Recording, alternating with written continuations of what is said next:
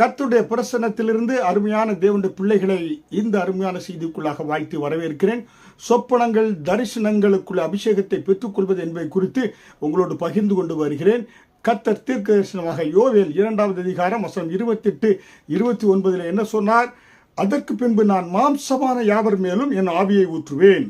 அப்பொழுது உங்கள் குமாரரும் குமாரத்திகளும் தீர்க்க தரிசனம் சொல்வார்கள். உங்கள் மூப்பர் சொப்பனங்களையும் உங்கள் வாலிபர் தரிசனங்களையும் காண்பார்கள். ஊழியக்காரர்கள் மேலும் என் ஆவியை ஊற்றுவேன் என்று ஆண்டவர் சொன்னார். கடைசி நாட்களிலே தேவன் அவருடைய பிள்ளைகள் மேலே, வாலிபர் மூப்பர்கள் எல்லாரும் மேலே ஒரு அபிஷேகத்தை ஊற்றுகிறார். தீர்க்க தரிசன அபிஷேகத்தை, சொப்பனங்கள் காணக்கூடிய அபிஷேகத்தை ஆண்டவர் ஊற்றுகிறார். ஹல்லேலூயா.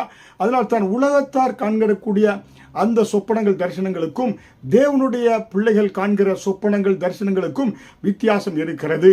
ஏனென்றால் கர்த்தர் நாம் தூங்கி கொண்டிருக்கின்ற பொழுது நம்மோடு கூட அவர் வேலை செய்து கொண்டு இருக்கிறார். நமக்காக ஆண்டவர் பரலோக ராஜ்யத்துடைய ரகசியங்களை நாம் தூங்குகின்ற பொழுது சொப்பனங்கள் மூலமாக, தரிசனங்கள் மூலமாக தேவனுடைய பிள்ளைகளுக்கு ஆண்டவர் வெளிப்படுத்தக்கூடியவராக இருக்கிறார்.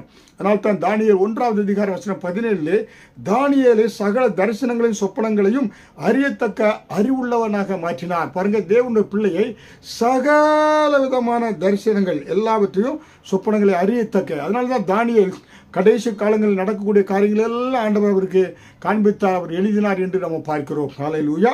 அப்போ அருமையான தேவனுடைய பிள்ளைகளே, உலகத்தார் காண்கிற சொப்பனங்கள் தரிசனங்கள் மாமிசத்துக்குள் இருந்து வெளிப்படுகிறது.